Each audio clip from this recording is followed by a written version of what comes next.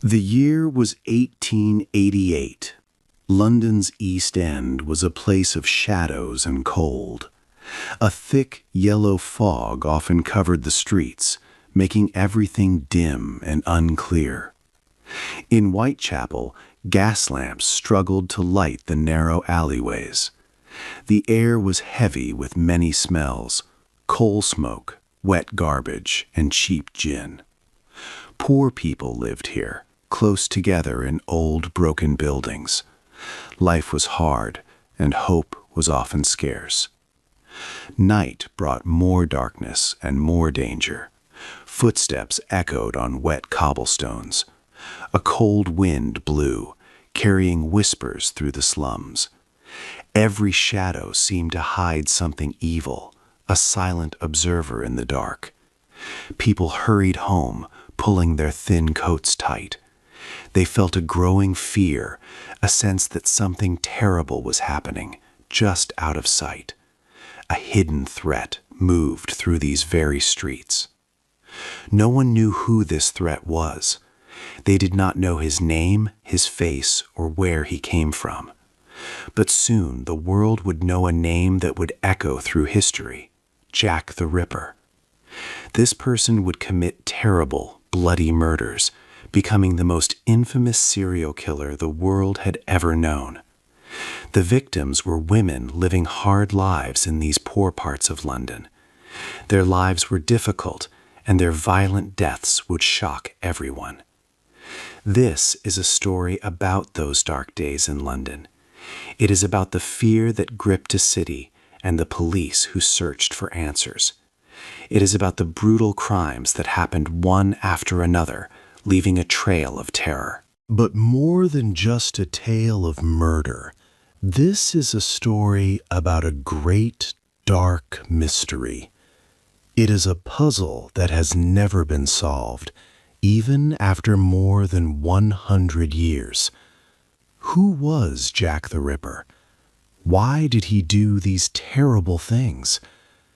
The answers still wait in the shadows of the past. 2. The Dark Streets. Whitechapel in 1888 was a place of deep poverty. Many people lived in this part of East London. The streets were often dark and dirty. Houses were small and very crowded. Irish people and Jewish refugees came to London, making the area even more full.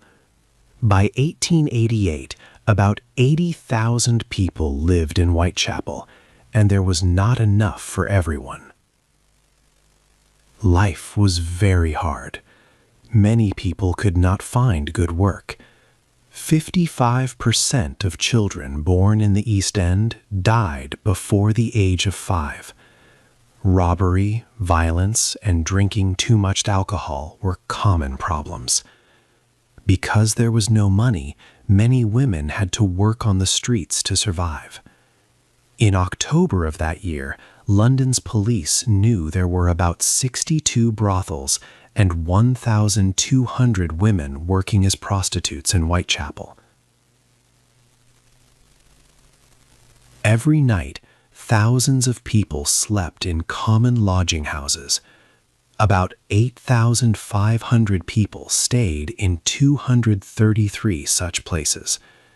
A bed could cost 4 pence, or roughly £2 in today's money. Sometimes people only had 2 pence and would sleep hanging over a rope to save money. This shows how desperate their lives were. These women were very vulnerable, walking the dark streets alone. At the same time, there was much anger in the city. Between 1886 and 1889, frequent protests sometimes turned violent. The police often got involved, but people were still unhappy. Whitechapel had a bad name. People thought it was a place of crime and immorality. Early rumors of a killer spread. People talked about someone called Leather Apron. This name came from newspaper stories. A local man, John Pizer, who worked with leather, was even arrested. But he was released because he had a strong alibi, meaning he was somewhere else. The fear grew, and everyone knew a killer was active. The crowded, dark streets of Whitechapel were not safe. For many women, this environment itself was a deadly trap waiting for the first awful attack.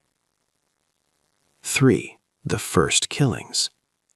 The dark days of August and September 1888 brought terrible news to Whitechapel.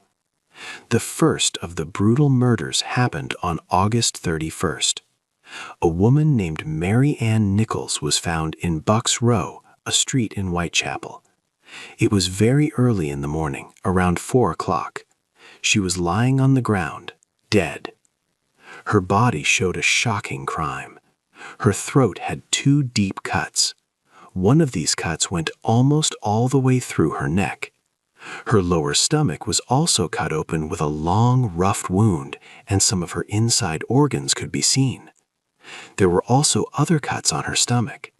This was a truly terrible sight, and it spread fear among the poor people of the East End.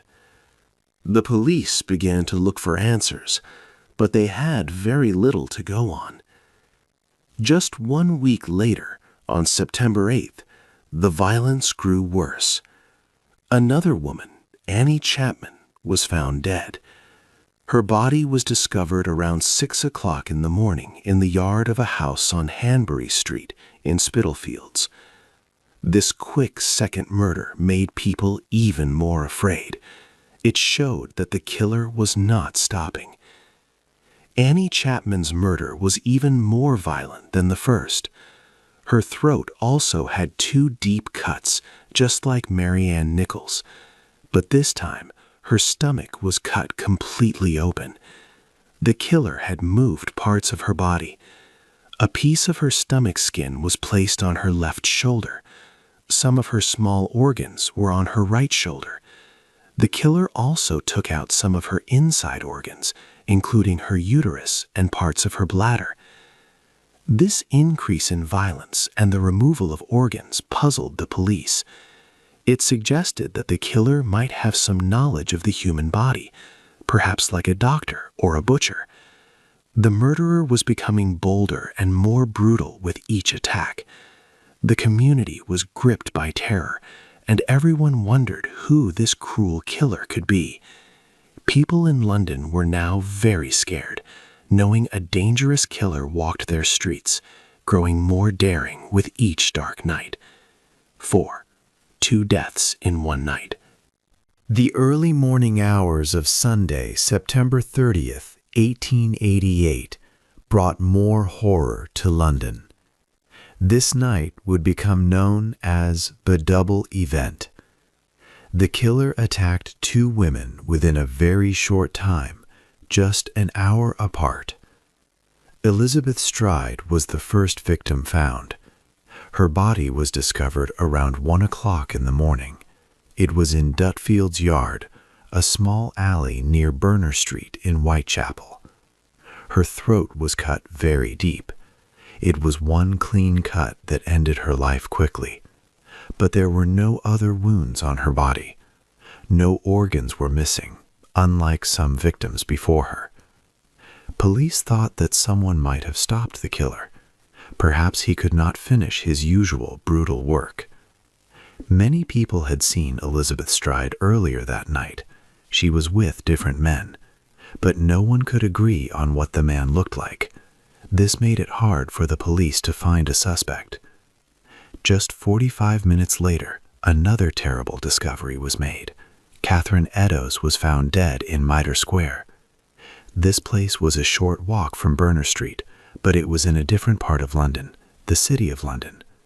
Her injuries were much worse than Elizabeth Stride's. Her throat was cut from one ear to the other. Her stomach was ripped open with a long, sharp wound. Her insides were placed over her right shoulder. A piece of her left kidney and a part of her womb were taken away. Eddowes's face was also badly damaged. She had cuts on her nose, cheeks, and even her eyelids. The doctors who looked at her body said these terrible wounds would have taken at least 5 minutes to make. This meant the killer had enough time to do his full, gruesome work. He was not disturbed this time. These two murders, happening so close in time and place, showed how daring the killer had become. He could kill 2 women in different locations in less than an hour. The fear in Whitechapel grew even more. Later that same morning, around 2:55, police found a blood-stained piece of Catherine Eddowes' apron. It was near the entrance of a building on Goulston Street. This street was not far from Mitre Square. Above the apron, a message was written on the wall with chalk. It said, "The Jews are the men that will not be blamed for nothing." This message, called the Goulston Street Graffito, worried everyone greatly. It made people think the killer wanted to blame Jewish people for the murders, but it was not clear if the killer wrote it. Maybe it was just someone else's message, unrelated to the crimes. Or perhaps it was a trick from the killer himself, a way to confuse the police. Police Commissioner Sir Charles Warren was very concerned. He feared the message could start angry fights against Jewish people, so he quickly ordered the writing to be washed off the wall before sunrise. He did not want more people to see it. With 2 women dead in one single night and a puzzling message left behind, the police faced a growing mystery. The killer was not only taking lives brutally, he also seemed to be making fun of the police, challenging them to catch him. The pressure on the officers grew with each new attack. The streets of Whitechapel remained gripped by terror. 5. The Last Woman. The story of the Whitechapel murders came to its most horrifying end with Mary Jane Kelly. She was the last of the canonical 5 victims. Her death marked a terrible climax in the series of brutal crimes. On Friday, November 9th, 1888, Mary Jane Kelly's body was discovered. She lived in a small, single room at number 13 Miller's Court. This address was in a narrow alley just off Dorset Street in Spitalfields, a very poor part of London. What happened to Mary Jane Kelly was the most awful and gruesome of all the murders in this dark period. Unlike the previous 4 victims, this murder happened indoors, within the privacy of her own room. This gave the killer a unique advantage: time. He was completely hidden from the street, able to carry out his horrific work without any fear of being seen or interrupted. When her body was found at 10:45 in the morning, the sight in her small room was one of sheer, unimaginable horror. Mary Jane Kelly's face had been cut and damaged so severely that it was hacked beyond all recognition. It was impossible to tell who she was from her face. Her throat had been severed with deep cuts, all the way down to the bones of her spine. The killer had then opened her body. Her abdomen was almost completely emptied of its internal organs. He did not just remove them, he rearranged them in a chilling way. Her uterus, kidneys, and one breast were carefully placed beneath her head. Other body parts, known as viscera, were scattered about the room. Some lay beside her foot, others were draped across the bed. Even sections of her abdomen and thighs were found placed upon a small bedside table. Most disturbingly, her heart was nowhere to be found in the room. It was entirely missing from the crime scene. Further details made the scene even more disturbing. Ashes were discovered within the small fireplace in her room. These ashes suggested that the murderer had made a fire. He likely burned several items to create light, allowing him to see clearly as he performed his terrible mutilations. The fire had been so hot and recent that it had melted the solder holding a kettle's spout, causing it to fall into the grate of the fireplace. This showed the killer took a long time, working with a cold calm to complete his horrific acts. This final, terrible murder in Miller's Court sent waves of terror through London, especially among the poor residents of Whitechapel. It was the most brutal crime committed by the unseen killer, representing the height of his madness and cruelty. The level of violence reached its absolute peak. The story tells us that neighbors, living in the cramped buildings of Miller's Court, heard a cry of murder during the night. Yet nobody came to help, or perhaps nobody dared. This chilling detail highlights the deep sense of fear and isolation that hung over the city's East End.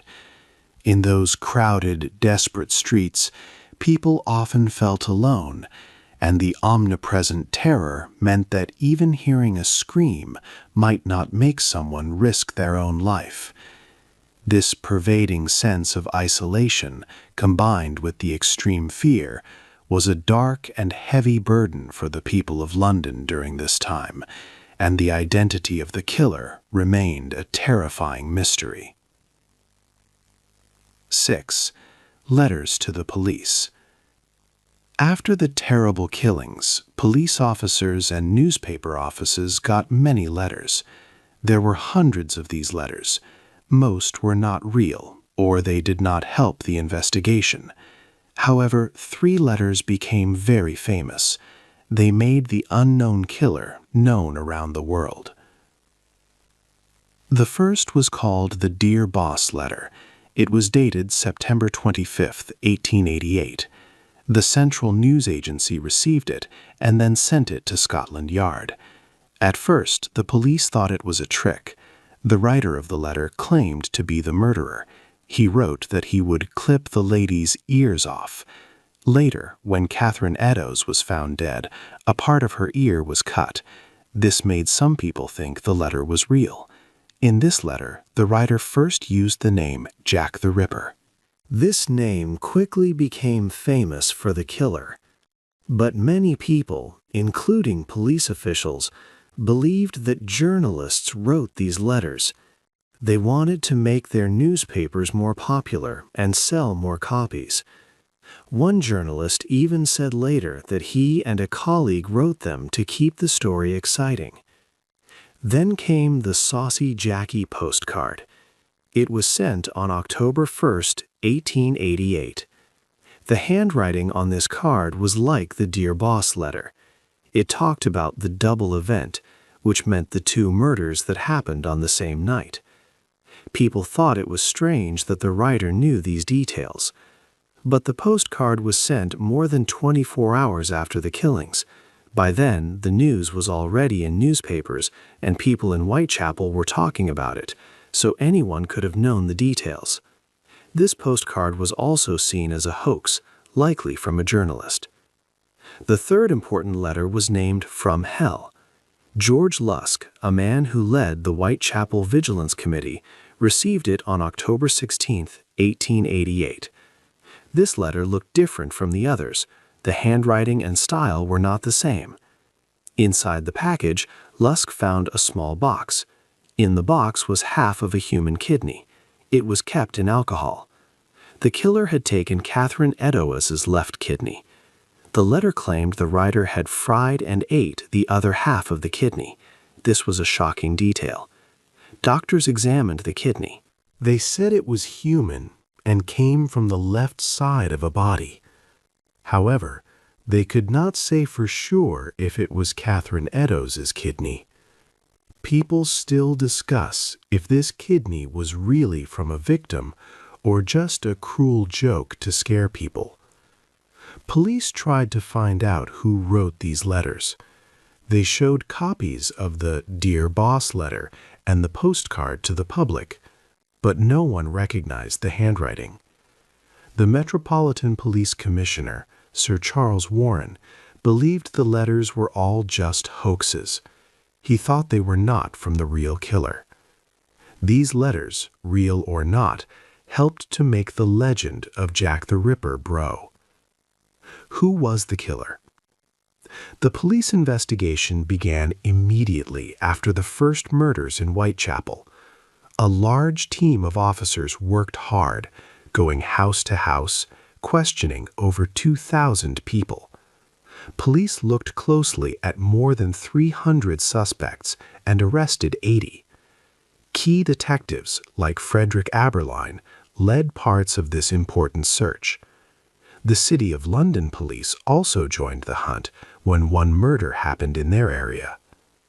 Because of the very brutal killings, police thought the killer might have special skills, like a butcher or a doctor.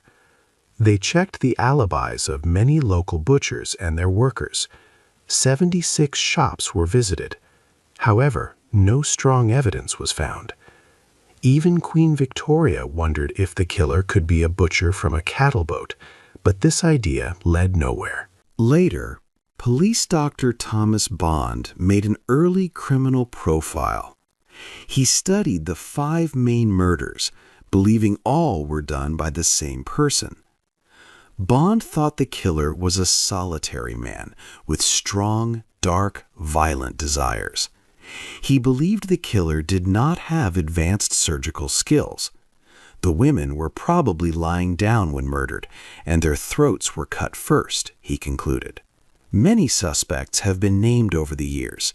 Some were in old police files, like Aaron Kosminski, a Whitechapel barber, or Montague Druitt. Over 100 different people have been suggested, including famous ones like artist Walter Sickert, though these were much later ideas. The evidence against any suspect was never strong enough for a charge or conviction. The investigation faced huge challenges. In the 1880s, police lacked modern forensic tools like fingerprinting or DNA testing. Also, many important police files were lost during the Second World War. This made reviewing old clues difficult. Modern DNA attempts on old evidence, like letters, have been criticized. The evidence was handled by many people, making it contaminated and unreliable. Because of these issues, Jack the Ripper's identity remains one of the world's greatest unsolved mysteries. No one was ever caught. The police tried their best with limited tools, but the truth about the killer is still hidden. This leaves a sense of unresolved justice, a puzzle never fully solved. The end. The killings that many people believed were done by Jack the Ripper stopped in late 1888. Mary Jane Kelly's murder was the last that most experts connect to him. After this, the great fear slowly went down, but the mystery stayed. No one ever found out who the killer was. The way newspapers covered these murders was new for its time. More people in England could read now, and cheap newspapers meant that news spread very fast. This was not the first serial killer, but it was the first time such crimes caused a worldwide media stir. During the worst of the murders, over 1 million newspapers were sold every day. This huge attention made Jack the Ripper a name known far beyond London. The name itself came from a letter sent to the press, possibly a trick by journalists to make the story bigger. This helped to make the killer a part of dark folklore. People began to imagine him in many ways, like a scary phantom in the streets, a true children's bogeyman. He became a figure in many works of fiction, like books and films. At first, people saw him as a monster, a dark shadow. Later, in movies, he was shown as a normal man with a terrible secret. Sometimes he was even shown as a rich gentleman, making people think about how the rich might harm the poor. His story mixed with other scary tales, always changing but always famous. The women who died were not just victims of a killer. They were also victims of a hard life. They lived in Whitechapel, a very poor part of London. Many were prostitutes trying to survive. Their terrible deaths made people pay attention to the bad living conditions, the crowded houses, and the general poverty in the East End. In the years after the murders, some of these very poor areas were improved or even torn down. The crimes helped to show how society had failed these women, especially those at the bottom. Today, many people still study the case. They call this study ripperology. But despite all the books and research, no one has ever found the killer. The lack of modern tools like fingerprinting or DNA tests meant that the police had a very difficult job.